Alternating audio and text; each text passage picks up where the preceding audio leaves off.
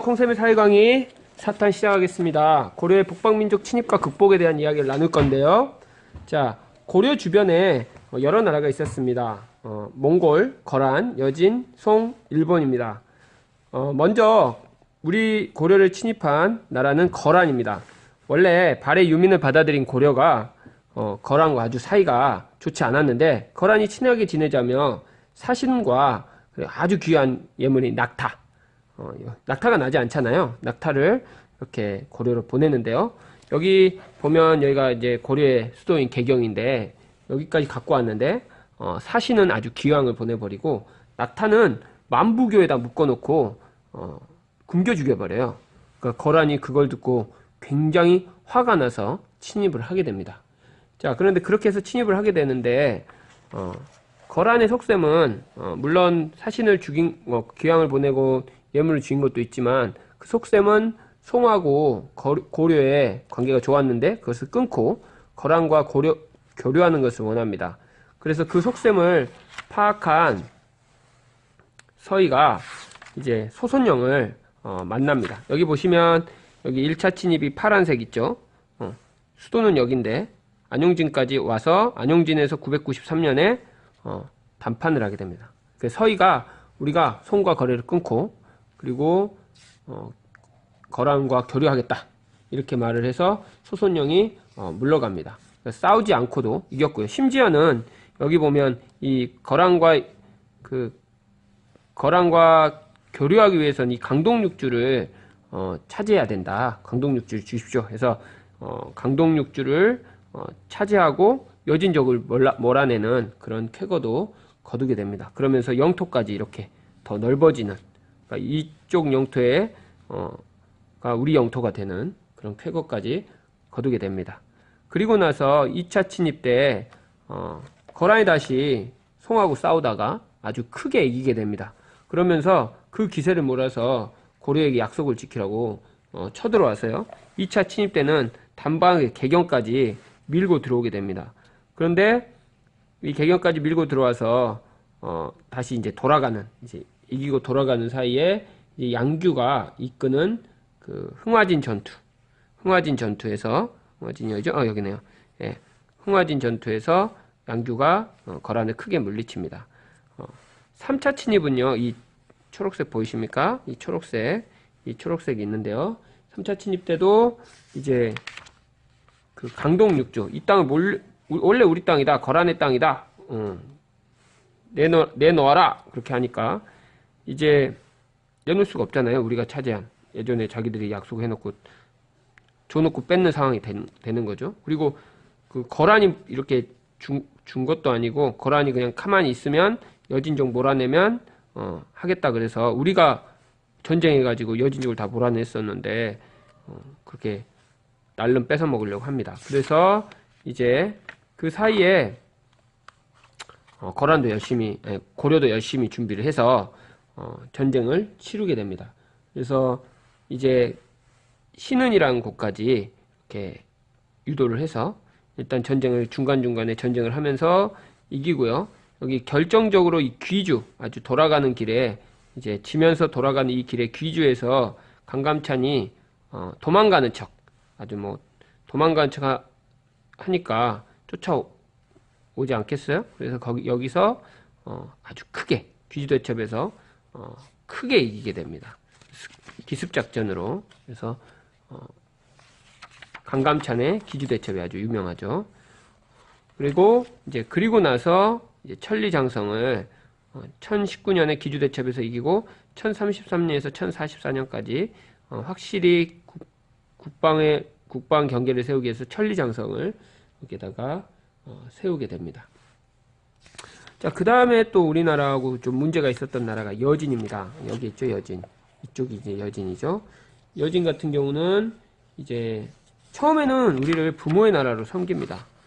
그런데 이 녀석들이 자꾸 이렇게 국경에서, 여기 보면 여진이 국경에서 계속 침입을 하고 약탈을 하고 가죠. 그래서 윤관의 별무반이 이제 기병부대인데요, 말을 타고 아주 신속하게 여진은 정벌하고 9개의 성을 쌓게 됩니다.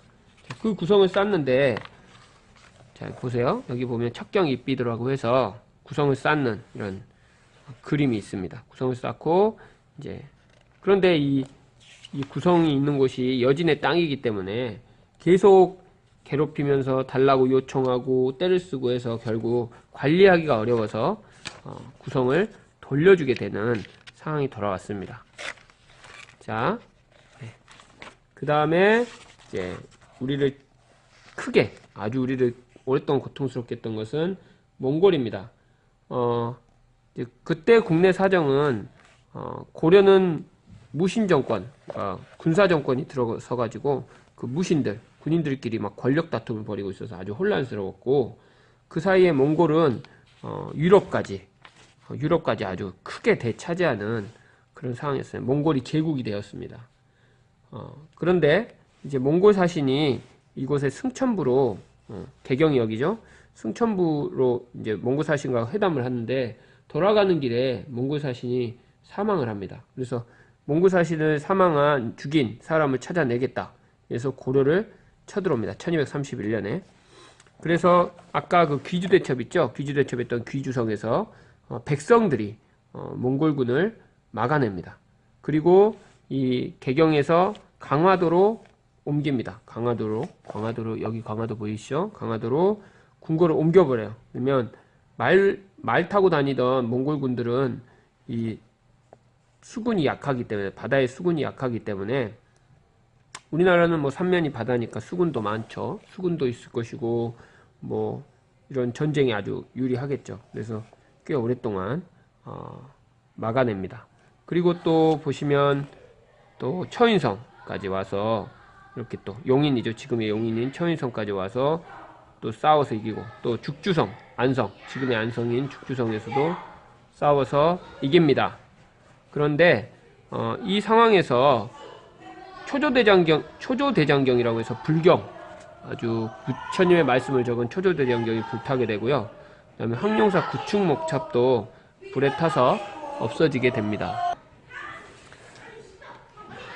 자, 그런 사이에 또 황룡사 구축목탑까지 불에 타 없어지니까 이제 고려는 너무 힘이 든 거죠. 계속 막기에는 힘이 들어서 화친을 맺기로 합니다. 그리고 나서 몽골이 말한 대로 개경으로 다시 수도를 옮기는데, 이때 삼별초라는 무신들의 그 부하들이 있습니다. 삼별초 세 개의 그 군부대가 있는데 그게 모인 겁니다. 이 사람들이 강화도에서 목숨을 걸고 싸웠는데 처우는 제대로 못 받고, 심지어는 그 강화도에서 싸운 삼별초의 대장을 몽골에게 죽이라고 주겠다라고 하니까 저항을 하게 되죠. 처음에는 강화도에서 싸우다가 패배를 하게 됩니다. 그리고 더 안정적으로 싸울 수 있는 진도로 배중손이라는 사람이 대표가 돼서 이끌게 됩니다. 진도로 이끄니까 그 진도에서는 아주 그 좋은 대접을 해주고, 백성들을 아주 살기 좋게 해주고 잘 합니다. 그래서 진도에서 그러나 진도에서 패배를 하게 됩니다. 그리고 김통정이라는 사람이 제주도로 삼별초를 데려가서 마지막에 저항을 해서 삼별초가 전멸을 하게 됩니다. 자, 그런데 이제 몽골이 원하는 대로 해줬더니, 자, 이 사람들이 관청을 설치해서 함부로, 그러니까 우리나라에다가 다른 나라 관청이 설치됐다고 생각해 보세요. 그리고 거길 통해서 일을 봐야 되고 한다면 엄청 불편하겠죠. 함부로 이렇게 관청을 설치해서 우리나라 정치에 개입을 하고요. 그리고 왕자들을 인질로 데리고 가서 몽골로 데리고 가서 이렇게 거의 협박을 하듯이, 그러니까 거의 반협박이죠. 반협박을 해서 데려가서 아주 정치에 깊숙하게 관여를 합니다. 그런데 이 왕자 중에서 한 명이 공민왕이 우리나라로 돌아오게 되는데요. 이 공민왕이 처음에 한 일은 몽고식의 풍습을 다 버리는 일을 하고요. 고려의 전통을 살리려고 노력합니다. 막 머리 모양, 옷, 머리만 변발이라는 머리 모양도 하지 않고요. 그리고 그다음에 이렇게 전쟁을 해서 다시 몽골에게 빼앗겼던 이 나라들을 다시 차지하게 됩니다. 그래서 지금 현재 우리나라의 모습과 거의 닮았죠. 그래서 공민왕이 이런 노력들을 해서 몽골에게 침입을 당했지만 그것들을 극복하는 모습을 볼 수 있습니다. 이상으로 1부 마치도록 하겠습니다.